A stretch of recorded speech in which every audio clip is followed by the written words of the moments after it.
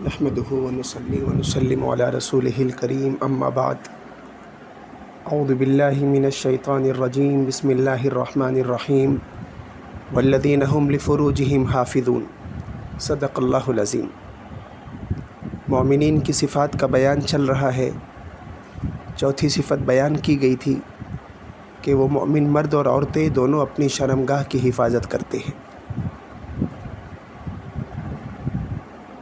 شرمگاہ کی حفاظت کا سب سے پہلا حکم اور قرآن کی ترتیب بتلائی گئی تھی کہ قرآن چاہتا ہے کہ ایک پاکیزہ معاشرہ وجود میں آئے۔ عورت اور مرد دونوں اپنی حدود میں رہے، اور اگر کوئی خواہش پوری کرنا ہے تو جائز راستہ پورا کرے، جائز راستہ اختیار کرے۔ اور ان جائز راستوں میں سب سے پہلا راستہ تھا کہ نکاح میں دونوں جلدی کریں۔ نکاح جنسی تسکین کا ایک اور اپنی خواہشات کو پورا کرنے کا ایک بہت قیمتی ذریعہ ہے جس کو اللہ رب العزت ہی نے مقرر کیا ہے۔ دوسرا حکم پاکیزہ معاشرے کے وجود میں لانے کے لیے کل بتلا دیا گیا تھا کہ نگاہ کو نیچے رکھیں، اپنی نگاہ کی حفاظت کریں۔ پاک دامنی اختیار کرنے کا نگاہ کا بہت قیمتی ذریعہ ہے۔ اللہ رب العزت نے مرد عورتوں کو دونوں کو نگاہ کو نیچے رکھ کر چلنے کا راستے میں حکم فرمایا ہے۔ اس پر تفصیل سے بات ہو چکی۔ تیسرا راستہ ایک اور ہے کہ جب بھی عورتیں گھر سے نکلے تو زیب و زینت اور بناؤ سنگھار کے ساتھ نہ نکلے، بلکہ پردے کی حالت میں نکلے۔ آج حجاب پر بہت زور شور سے اعتراضات اور اشکالات اٹھائے جا رہے ہیں۔ یہ سب در حقیقت یورپ کے پروپیگنڈے کا اثر ہے۔ یورپ کا طرز ہی ہے کہ جھوٹ اتنی تیزی سے پھیلاؤ کہ وہ سچ لگنے لگے۔ آج حالانکہ حجاب جو قرآن نے مقرر کیا ہے، پردے کا حکم جو قرآن نے فرمایا ہے، یہ فیملی سسٹم کو تباہی سے بچانے کے لیے، ایک عورت کی ذات کو عزت دینے کے لیے، بیوی کے احترام کو بڑھانے کے لیے، بیٹیوں کے احترام کو بڑھانے کے لیے اللہ رب العزت نے یہ حکم فرمایا ہے۔ پہلے تو اللہ رب العزت نے فرمایا کہ تم گھر سے باہر ہی مت نکلو۔ وَقَرْنَ فِي بُيُوتِكُنَّ وَلَا تَبَرَّجْنَ تَبَرُّجَ الْجَاهِلِيَّةِ الْأُولَىٰ۔ پہلا حکم ہے کہ تم گھروں میں قرار سے رہو۔ اگر تم عزت اور عفت اور پاک دامنی چاہتی ہو تو تم گھر میں قرار سے رہو، اور اگر گھر سے نکلنا ہی پڑے سادے کپڑے کے ساتھ اور پورے برقعے کے ساتھ نکلو۔ قرآن نے دوسری جگہ فرمایا ہے صحابہ کی عورتوں کو، نبی کریم صلی اللہ علیہ وسلم کی ازواج کو، میرے اور آپ کی ماؤں کو فرمایا یدنین علیہن من جلابیبہن، کہ جب بھی یہ لوگ گھر سے نکلتے ہیں تو صحابہ کی عورتیں ہو یا نبی علیہ الصلاۃ والسلام کی عورتیں ہو، یہ پردے کے ساتھ نکلتے ہیں۔ صرف آنکھ کھلی رہتی ہے، باقی پوری چادر صحابہ کی عورتیں پہن کر نکلے کرتی تھی۔ اب جو پوری چادر دیکھ لو ڈھیلی ڈھالی، یا آج برقع دیکھ لو، دونوں ایک ہی ہے تقریباً۔ میرے بزرگوں، عزیزوں، میری دینی بہنوں، اللہ پاک چاہتے ہیں کہ پاکیزہ معاشرہ وجود میں آئے۔ اس کے لیے اللہ رب العزت نے شرمگاہ کی حفاظت کا حکم دیا۔ شرمگاہ کی حفاظت کی سب سے پہلی تدبیر نکاح میں جلدی کرے، نکاح میں تاخیر نہ کرے۔ ڈگری کی وجہ سے، نہ جانے کتنے رسم و رواج کی وجہ سے، اور کون سے داماد اور بہو کی تلاش میں، اور اتنی کوالٹی کی شرط لگا کر تلاش کرتے ہیں کہ گھروں کی لڑکیاں، مسلمان معاشرے میں لڑکے اور لڑکیاں بیٹھے رہ جاتے ہیں، پھر وہ بھاگ کر شادی کرتے ہیں، غیر مذہب میں کرتے ہیں، اس لیے کہ آپ نے شہوت کو دبایا۔ اللہ پاک نے شہوت کو دبانے کا حکم نہیں دیا تھا، اس کا جائز راستہ بتلایا تھا، وہ نکاح تھا، آنکھوں کا پردہ تھا۔ تیسرا، جب بھی گھر سے نکلنا ہے تو پورے شرعی پردے کے ساتھ نکلنے کا حکم تھا۔ تاکہ جائز راستہ بھی پورا ہو، فیملی سسٹم بھی بچ جائے، عورتوں کا وقار اور تقدس بھی برقرار رہے، اور پورا معاشرہ پاکیزہ ہو جائے۔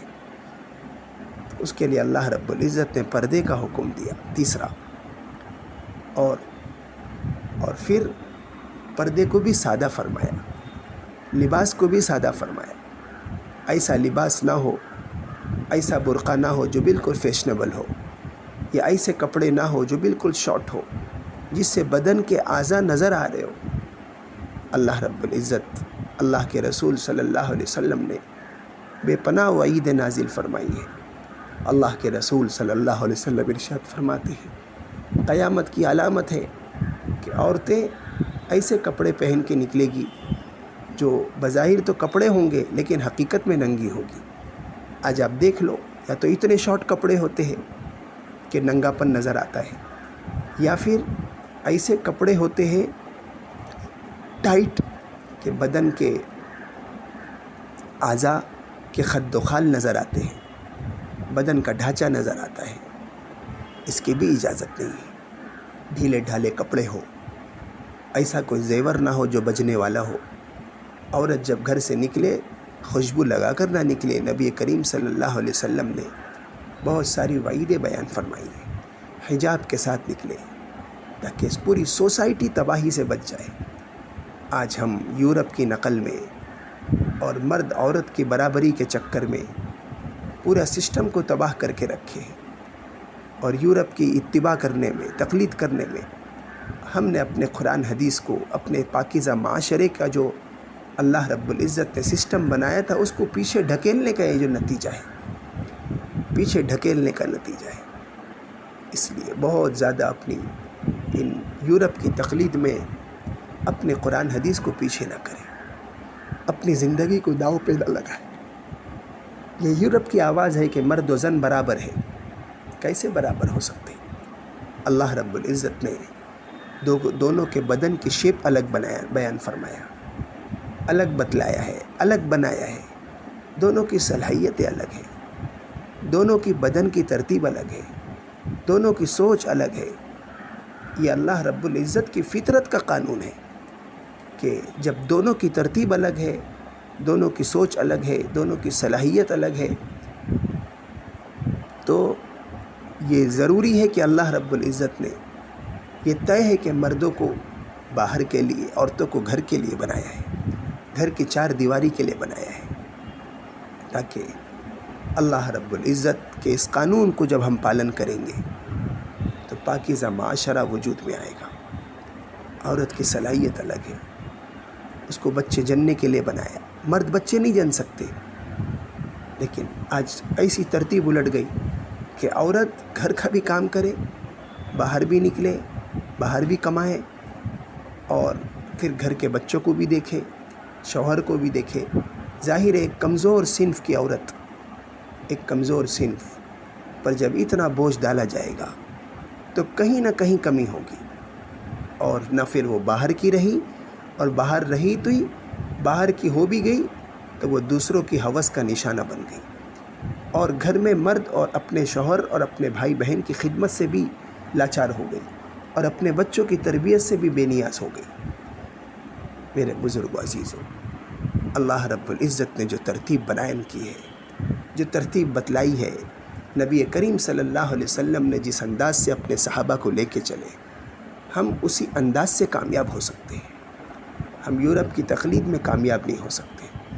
اس لیے اپنے آپ پہ رحم کرو، اپنی جوانی پہ رحم کرو، اپنی عزت پہ رحم کرو۔ کوئی چیز کوئی ایسا طریقہ اختیار نہ کرے جس سے قرآن حدیث کی بے حرمتی ہو رہی ہو۔ زبان سے تو نہیں ہو رہی، لیکن عملی اعتبار سے ہو رہی ہے۔ آج باہر نکلنے کا شوق بڑھتا جا رہا ہے، اور بے پردہ نکلنے کا شوق بڑھتا جا رہا ہے۔ خواتین بھی پردہ نہیں کر پا رہی، اور مرد عورتوں کی بھی نظر ایک دوسرے کے اوپر اٹھتی جا رہی ہے۔ تو شرمگاہ کی حفاظت کیسے ہو سکتی ہے؟ اللہ پاک مجھے اور آپ کو عمل کی توفیق نصیب فرمائے۔